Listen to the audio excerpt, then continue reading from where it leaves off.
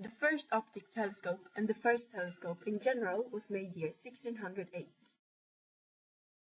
by the Dutch lens maker Hans Lippershey. There's many kinds of telescopes, but there's two main types, refractor and reflector. The telescope Lippershey invented was a refractor model, which means the telescope uses a convex lens to gather and center light to a focal point. It has a large objective lens with a long focal length and a small lens, eyepiece, with a shorter focal length.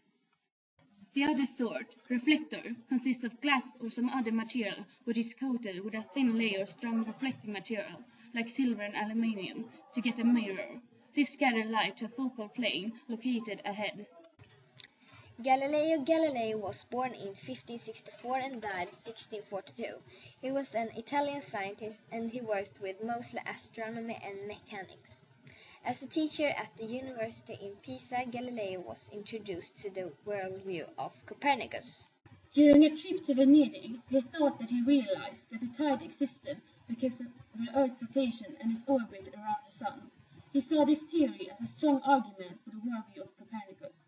In the summer 1609, a rumor that a telescope had been built in the Netherlands circulated, and soon it reached Galileo.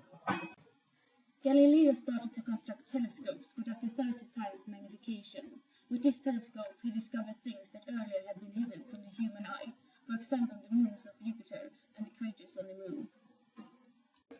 In 1611, he discovered the phases of Venus, and this was the final proof.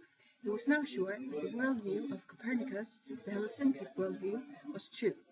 The reason to why he could be so sure about this was because a planet that had phases, like for example the moon, only can have these phases if it's in an orbit around the Sun inside of the Earth's orbit.